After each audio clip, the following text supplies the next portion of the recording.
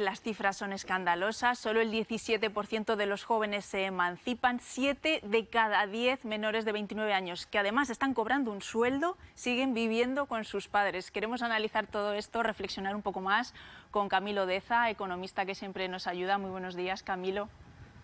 Hola, buenos días. Bueno, nos lo han avanzado estos jóvenes. Es un cóctel difícil de cuadrar. Sueldos bajos, precios de pisos a la venta y de alquiler muy altos, ¿no? ¿Qué es lo que sucede económicamente para que no salgamos de esta tasa de emancipación tan baja? Pues a ver, yo como factor fundamental me ceñiría a la vivienda. Es decir, estamos con unos precios de vivienda ya muy próximos a los que se encontraban en el año 2008 y recordemos cómo terminó aquello.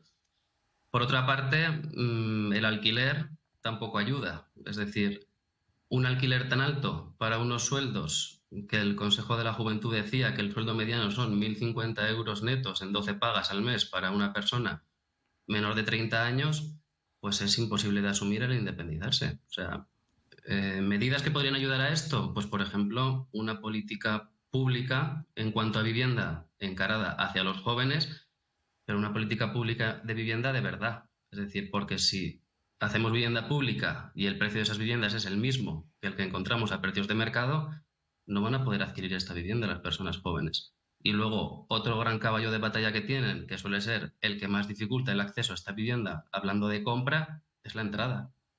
Es decir, una hipoteca, más de un 80% es difícil que una entidad financiera nos financie. Por lo tanto, si tenemos que tener ahorrado un 20%, no podemos vivir de alquiler. Si nos vamos de alquiler, tenemos que utilizar nuestro sueldo en pagarlo. Imposible ahorrar.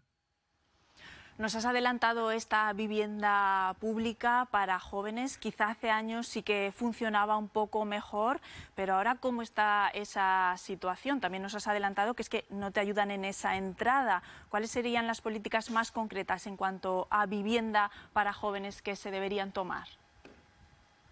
Pues, por ejemplo, si habláramos de viviendas con precios máximos acorde a los salarios de la población joven, podríamos estar hablando de una política de vivienda efectiva. Es decir, si construyo unas viviendas y las vendo a un precio muy similar al precio de mercado y las denomino viviendas de protección oficial o viviendas libres o como las queramos llamar, siendo públicas, no estoy ayudando a la persona que quiere adquirir esa vivienda, que tiene unos recursos más bajos que las personas que tienen una edad más avanzada. En cuanto al tema del alquiler, pues bueno, medidas de intervencionismo en cuanto al alquiler pueden provocar una disminución de la oferta, lo cual incluso puede suponer un incremento en el precio. Las últimas medidas adoptadas no parece que estén teniendo un efecto muy esperanzador con el tema de las zonas tensionadas y demás. Pero claro, insisto, si hacemos políticas de vivienda y las viviendas se venden al mismo precio que las que podemos adquirir en mercado, no son políticas efectivas. También es cierto que el incremento en los costes de construcción no ayuda en estas políticas públicas de vivienda. Entonces, los legisladores tienen bastante trabajo a este respecto. Nos hablabas también de la vivienda de alquiler. Este mismo estudio dice que el sueldo medio de un joven no llega a los 1.200 euros, el alquiler de un piso en una ciudad unos 900, y estos mismos jóvenes nos decían que tienen que pagar los gastos de agua, luz. No da 900 más los gastos, ya llegas a 1.200.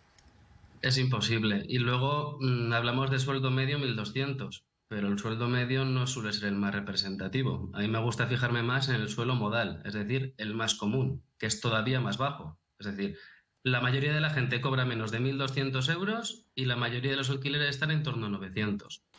Obviamente, el independizarse es muy difícil.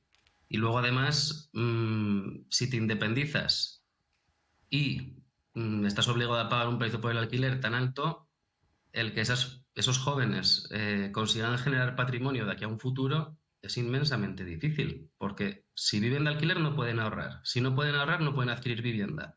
Y si quieren adquirir una vivienda, lo único que pueden acceder es a unos precios de mercado muy altos acorde a sus salarios. Entonces, con esa combinación es realmente difícil. Pues Camilo, muchísimas gracias, como siempre, por ayudarnos. Nos parecía un tema importante y queríamos reflexionar sobre él desde un punto de vista más profesional, económico. Gracias.